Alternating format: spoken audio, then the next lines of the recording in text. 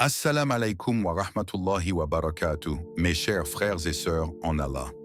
Bienvenue sur votre chaîne Espoir en Allah, l'espace où nous explorons ensemble les profondeurs de la conscience, les mystères de l'âme et la lumière de la sagesse islamique. Aujourd'hui, je vais vous partager un dhikr puissant du vendredi, une pratique qui peut transformer votre cœur et attirer la miséricorde d'Allah sur votre vie. Mais avant de plonger dans ce trésor spirituel, laissez-moi vous poser une question. Combien de fois dans ta semaine prends-tu vraiment le temps de t'arrêter et de remplir ton cœur du souvenir d'Allah? Et si ce vendredi était l'occasion d'écrire une nouvelle page de ta vie avec une seule phrase répétée 1000 fois? Avant de continuer, n'oubliez pas de vous abonner à la chaîne Espoir en Allah, d'aimer la vidéo, de la partager pour qu'elle touche d'autres cœurs et de commenter vos réflexions ou vos expériences spirituelles. Le vendredi, mes chers frères et sœurs, n'est pas un jour comme les autres. Il est un souffle divin, une lumière déposée dans le cycle de nos semaines, une promesse qu'Allah a faite à la communauté de Mohammed, car il est ce jour béni où la terre et les cieux se souviennent davantage de leur Créateur, un jour où les anges se rassemblent aux portes des mosquées, inscrivant le nom de chaque serviteur qui se présente pour la prière du Jumu'ah. Et plus tôt tu arrives, plus ton nom est écrit avec honneur dans le registre céleste, car ce n'est pas un simple calendrier qui change, c'est une clé qui ouvre les portes de la miséricorde. Le prophète a dit « Le meilleur des jours sur lesquels le soleil se lève est le vendredi » Muslim. Et ce hadith, que l'on prononce souvent sans en goûter le poids, est en vérité une déclaration cosmique. Allah a choisi ce jour comme étant supérieur, comme le roi des jours, comme le sommet de la semaine, le moment où l'âme a le plus de chances de retrouver son Seigneur. Si tu savais que dans ce jour se cache une heure durant laquelle chaque invocation est exaucée, ne consacrerais-tu pas ton énergie entière à chercher cette heure comme on cherche une perle précieuse au fond de l'océan? Imagine un instant, tu poses ton front au sol, une larme glisse de tes yeux, tu prononces une prière que seul ton cœur connaît, et c'est justement à ce moment-là que tu tombes sur cette heure secrète, et ton appel monte jusqu'au trône d'Allah, et il te répond. Oui, mon serviteur, je t'accorde ce que tu demandes. Quelle est donc cette heure si mystérieuse et si espérée? Certains savants ont dit qu'elle se trouve au moment où l'imam s'assoit sur le minbar, d'autres ont dit qu'elle est à l'instant où le soleil s'incline vers son coucher, et d'autres encore ont affirmé qu'elle se trouve pendant la prière du Jumu'ah elle-même. Mais quelle que soit l'opinion, l'enseignement est clair. Ce jour n'est pas fait pour être rempli de négligence. Il est un rendez-vous sacré, un moment où les cœurs doivent se purifier, où les langues doivent se rappeler d'Allah et où les mains doivent se lever vers le ciel avec des prières sincères. Souviens-toi que c'est en ce jour que fut créé Adam, et c'est en ce jour que l'heure viendra, le dernier souffle de ce monde. Et n'est-ce pas une preuve suffisante que ce jour est enveloppé de mystère et de grandeur? Tu t'assois peut-être dans ton quotidien, submergé par les soucis, le travail, les factures, les blessures invisibles de la vie. Mais chaque vendredi revient comme un rappel, comme une main tendue de ton Seigneur qui te dit « Reviens à moi, ce jour est le tien, je t'ai réservé ce moment. » Allah dit dans le Coran « Ô vous qui avez cru, quand on appelle à la prière du vendredi, accourez à l'invocation d'Allah et laissez tout commerce. Cela est bien meilleur pour vous si seulement vous saviez. » Surat al-Jumu'ah 62:9. Regarde bien ce verset. Allah nous ordonne de laisser nos affaires, nos contrats, nos profits, nos distractions, car au fond, rien de cela n'est plus précieux que sa proximité. Et quelle preuve d'amour que de nous demander de le placer au centre de notre vie au moins une fois par semaine. Pose-toi cette question. Combien de fois as-tu entendu l'appel du vendredi sans vraiment y répondre de tout ton cœur? Combien de fois as-tu prié mécaniquement sans savourer la grandeur de ce moment? Peut-être que ce vendredi est différent. Peut-être qu'il est l'occasion que tu attendais. Peut-être que c'est le moment où ton âme dira enfin « Me voici, ô Allah, je viens à toi ». Le vendredi n'est pas qu'un rendez-vous à la mosquée. Il est une renaissance hebdomadaire, une station où l'âme fatiguée se recharge, un phare dans la tempête de la vie. Et c'est pourquoi chaque croyant doit le vivre avec conscience. Imagine-toi debout dans la mosquée, entouré de tes frères, les anges planant au-dessus de vous, chaque mot de la khoutba pénétrant ton cœur comme une graine qui germera plus tard en foi renouvelée. Et quand tu sors, tu n'es plus le même qu'à ton entrée, car Allah a lavé ton cœur de ses poussières. Le vendredi est ce jour où les sourires deviennent des sadakas, où les prières s'élèvent plus haut, où les bonnes actions sont multipliées. Et toi, oui toi qui écoutes ces mots, tu es invité à faire de chaque vendredi, non pas une simple habitude, mais une rencontre intime avec ton Seigneur. Alors demande-toi aujourd'hui, es-tu prêt à faire de ce jour un véritable rendez-vous avec Allah? Il y a dans le mot Astaghfirullah une douceur qui dépasse la simple prononciation, un parfum de miséricorde qui se répand dans l'âme dès qu'il quitte la langue, comme une pluie fine qui tombe sur une terre desséchée et la réveille à la vie. Et ce n'est pas un hasard si le prophète, lui dont les péchés étaient déjà pardonnés, répétait chaque jour ce mot des dizaines de fois, parfois 70, parfois plus encore, comme pour nous enseigner que l'homme, quel qu'il soit, reste toujours dépendant du pardon divin, toujours en quête de cette purification invisible qui lui permet de rester proche de son Seigneur. Astaghfirullah n'est pas un mot vide, il est une clé, une confession, une demande d'amour, une reconnaissance de la faiblesse de l'âme devant la grandeur d'Allah, et c'est pourquoi le fait de le répéter 1000 fois un vendredi n'est pas un simple exercice, c'est une immersion, une plongée dans l'océan du pardon où chaque invocation devient une vague qui lave ton cœur, chaque syllabe une étoile qui brille dans ton ciel intérieur. Imagine-toi assis, les yeux fermés, les lèvres murmurant « Astaghfirullah, Astaghfirullah, Astaghfirullah ». Au début, ce sont des sons, peut-être même mécaniques, mais plus tu avances, plus tu sens ton cœur s'ouvrir, et bientôt chaque répétition devient une larme que ton âme verse vers Allah. Chaque mot devient une confession intime. Seigneur, j'ai fauté, j'ai oublié, j'ai trébuché, mais me voici à ta porte. Allah dit dans le Coran, « Invoquez votre Seigneur et demandez-lui pardon. Il vous enverra du ciel des pluies abondantes. Il renforcera votre force et il ajoutera force à votre force. » Hud 11:52.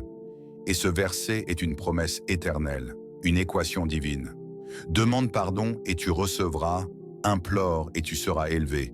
Répète Astaghfirullah et tu verras descendre sur toi une pluie de bénédictions que tu ne peux même pas compter. As-tu déjà ressenti que tes prières me restaient suspendues, comme bloquées dans l'air sans atteindre leur but? Peut-être que c'est parce que ton cœur porte encore le poids de fautes non lavées et que l'istighfar est le vent qui pousse ces prières jusqu'au trône d'Allah. Les blocages de ta vie, ces portes qui restent fermées malgré tes efforts, ces épreuves qui s'alourdissent, peut-être ne sont-ils que des rappels discrets pour que tu reviennes au pardon, car celui qui demande pardon, Allah lui ouvre des chemins qu'il n'imaginait même pas. N'a-t-il pas dit dans un autre passage, « Demandez pardon à votre Seigneur, car il est grand pardonneur. Il vous enverra du ciel des pluies abondantes. Il vous accordera des biens et des enfants.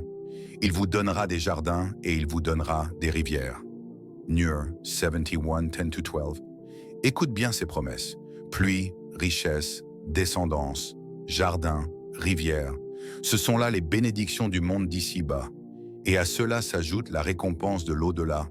Car chaque Astaghfirullah devient une lumière le jour où les ténèbres couvriront les visages.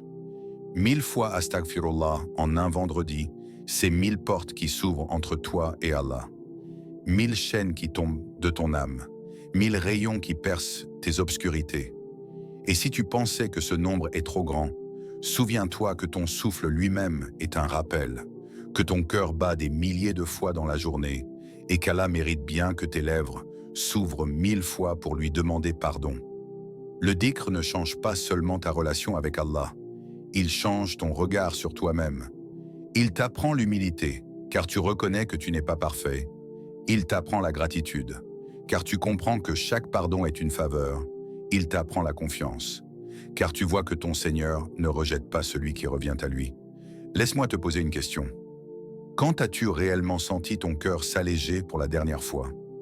Quand as-tu goûté à cette paix intérieure qui te fait dormir en souriant malgré les difficultés de la vie? Peut-être que ce vendredi, en répétant Astaghfirullah 1000 fois, tu connaîtras ce goût. Peut-être que tu sentiras une brise de miséricorde passer dans ton âme. Peut-être que tu verras ton monde intérieur se transformer, car ce mot, aussi court soit-il, porte en lui l'océan du pardon divin. Alors ne le laisse pas être un simple murmure. Fais de chaque Astaghfirullah un cri du cœur, un appel sincère, une confession qui monte jusqu'à ton Seigneur, et observe comment ce simple dhikr peut véritablement changer ta vie. Il était une fois dans une ville où les cœurs cherchèrent la lumière au milieu des épreuves. Des hommes simples vinrent trouver le grand sage Hassan al-Basri, rahmahullah, un homme dont les paroles étaient comme des sources jaillissant d'une montagne, apportant fraîcheur et vie à ceux qui s'y abreuvaient. Le premier homme arriva, le visage fatigué, marqué par l'éveil et la faim. Il dit d'une voix tremblante: « Ô imam, la pauvreté m'a frappé, je peine à nourrir ma famille. Mes mains travaillent, mais mes poches restent vides. Je crains de ne pouvoir honorer mes dettes et je sens que le monde se referme sur moi. » Hassan al-Basri le regarda avec douceur et répondit simplement: « Demande pardon à Allah. » L'homme, surpris par la simplicité de la réponse, hocha la tête et repartit méditant ces mots. Peu de temps après, un autre homme vint, cette fois les yeux humides, la gorge serrée par une douleur plus profonde encore. « Ô imam, voilà des années que je suis marié et que je désire avoir un enfant. Mais Allah ne m'a pas accordé cette faveur. Mon cœur s'alourdit et ma maison résonne de silence. Dis-moi une solution. » Hassan al-Basri, avec la même sérénité, répondit: « Demande pardon à Allah. » Le deuxième homme repartit, ses pas encore lourds mais son cœur accroché à une lueur d'espoir. Plus tard, un troisième homme entra. Il portait sur lui la poussière des champs. Ses mains rugueuses racontaient l'effort quotidien. Il dit: « Ô imam, mes terres sont sèches, je sème, mais rien ne pousse. Je travaille, mais la terre me refuse ses fruits, et mes enfants ont faim. » Hassan al-Basri, sans détour, répondit encore: « Demande pardon à Allah. » Ceux qui étaient en la présence s'étonnèrent. Comment un seul remède pouvait-il convenir à des maladies si différentes? Hassan al-Basri récita alors avec gravité et douceur le verset: « Demandez pardon à votre Seigneur, car il est grand pardonneur. Il vous enverra du ciel des pluies abondantes. Il vous accordera des biens et des enfants. Il vous donnera des jardins et il vous donnera des rivières. » Sourate Nuh 71, 10-12. Ces paroles résonnèrent comme un tonnerre dans les cœurs et chacun comprit que l'istighfar n'est pas seulement une parole de repentir. C'est une clé universelle, une pluie qui féconde toutes les terres arides de la vie, une lumière qui ouvre toutes les portes. As-tu déjà pensé, toi qui écoutes, que tes épreuves pouvaient être liées à un besoin de revenir plus sincèrement vers Allah? Si ta subsistance se fait rare, peut-être qu'elle attend la pluie du pardon. Si ton cœur désire un enfant, peut-être que l'istighfar est la semence que tu dois planter dans le jardin de ton destin. Si tes projets se dessèchent comme une terre infertile, peut-être qu'ils attendent que tu dises 1000 fois « Astaghfirullah » pour qu'Allah envoie sa pluie abondante. Imagine-toi un instant à la place de ces hommes. Ta maison sombre s'éclaire, ton ventre affamé se rassasie, ta solitude se remplit de rires d'enfants, ta terre aride se couvre de verdure, et tout cela commence par un mot que tu répètes avec sincérité: « Astaghfirullah ». Vois-tu la sagesse de Hassan al-Basri, rahmahullah? Il savait que derrière chaque douleur se cache une racine unique, l'oubli d'Allah, et que le pardon demandé avec cœur est l'eau qui ranime tout ce qui semblait perdu. Alors pose-toi la question. Toi qui écoutes ces paroles, qu'attends-tu de ton Seigneur? Est-ce des enfants pour prolonger ton héritage? Est-ce la santé pour goûter à la douceur de la vie? Est-ce la tranquillité du cœur pour dormir enfin en paix? Tout cela commence par le dhikr, par l'istighfar, par cette parole humble qui fait plier ton ego et qui élève ton âme. Peut-être crois-tu que ta vie est trop compliquée pour qu'un simple mot la change, mais n'oublie pas que la parole d'Allah est vérité et qu'il a promis d'ouvrir les cieux, d'apporter la pluie, les biens, la descendance, les jardins et les rivières à celui qui demande pardon. Alors aujourd'hui, écris dans ton cœur cette histoire comme une lampe qui guide tes pas. Chaque plainte que tu portes, chaque fardeau que tu traînes, trouve sa réponse dans un retour sincère vers ton Seigneur. Et sache que lui, le pardonneur, n'a jamais rejeté celui qui s'est présenté à sa porte en disant « Astaghfirullah ». Lorsque tu répètes « Astaghfirullah » 1000 fois, sache que tu n'empiles pas simplement des sons, les uns après les autres, comme on aligne des cailloux sans vie. Non, tu ouvres un chemin invisible entre ton cœur et le trône d'Allah. Tu frappes 1000 fois à la porte de sa miséricorde et chaque frappe est entendue, chaque frappe est enregistrée. Chaque frappe est une graine de lumière qui germe dans le livre de tes œuvres. Et ce que tu crois être une simple répétition devient en réalité un dialogue secret entre ton âme et ton Créateur. Allah, dans sa majesté, n'a-t-il pas dit « Et quiconque place sa confiance en Allah, il lui suffit ». At-Talaq 65, 3. Ces mots sont une promesse, un pacte éternel, une déclaration qui traverse les siècles. Si tu te confies à lui, si tu reposes tes espoirs sur lui, si tu l'invoques dans le silence de ton cœur ou dans le tumulte de ta vie, il te suffira, il comblera ton vide, il guérira ta blessure, il apaisera ta peur et il écrira pour toi des issues que tu ne soupçonnais pas. Mais vois-tu, l'homme est souvent pressé, il répète Astaghfirullah quelquefois et se demande aussitôt « Où est la réponse? Pourquoi Allah ne m'a-t-il pas encore exaucé ?» Alors qu'il oublie que chaque mot est une clé qui ouvre une serrure et que certaines serrures sont rouillées par des années de négligence et de péché, et qu'il faut donc les frapper plus fort, les tourner plus souvent, jusqu'à ce que la porte s'ouvre. 1000 fois Astaghfirullah en un vendredi n'est pas une surcharge, c'est une libération. 1000 excuses présentées à ton Seigneur, 1000 chaînes brisées, 1000 fardeaux posés à ses pieds. Crois-tu vraiment qu'Allah, lui le pardonneur, lui le miséricordieux, resterait sourd à une langue qu'il appelle 1000 fois avec sincérité? Crois-tu vraiment que ton Seigneur, qui a promis d'exaucer celui qui l'invoque, te laissera repartir les mains vides si tu passes ton vendredi à l'appeler de tout ton cœur? Non, par Allah, il ne te laissera pas sans réponse, car il est plus généreux qu'une mère envers son enfant, plus proche de toi que ta propre veine jugulaire, plus attentif à ton souffle que toi-même. Laisse-moi te poser une question. Que recherches-tu dans la vie? Est-ce la paix intérieure? Est-ce le soulagement d'une dette? Est-ce la guérison d'une maladie? Est-ce la délivrance d'une angoisse? Sache que chacun de ces désirs peut être atteint par la promesse d'Allah, car lui a dit « Invoquez-moi, je vous répondrai » Ghafir 40-60. Et sa parole ne connaît ni mensonge ni retard, seulement une sagesse parfaite dans le moment où il accorde ses faveurs. Quand tu répètes Astaghfirullah 1000 fois, ton âme s'allège et ton destin se réécrit, car Allah peut transformer un malheur en bénédiction, une nuit en aube, une larme en sourire. Et n'est-ce pas lui qui dit « Quiconque craint Allah, il lui donne une issue favorable et lui accorde une subsistance d'où il ne s'attend pas. » At-Talaq 65, 2-3. Vois comme la promesse se répète, vois comme elle s'ancre dans tes oreilles. Une issue, une subsistance, un soulagement. Tout cela est offert à celui qui revient à Allah. Imagine-toi un instant, tu termines tes 1000 Astaghfirullah. Ton cœur est calme, tes yeux brillent d'une lumière nouvelle. Et sans que tu ne le saches, une porte invisible s'est ouverte dans ton destin. Peut-être un problème trouve enfin sa solution, peut-être une inquiétude se dissipe, peut-être une prière ancienne, oubliée par toi, mais jamais oubliée par Allah, reçoit enfin sa réponse. Voilà la promesse d'Allah.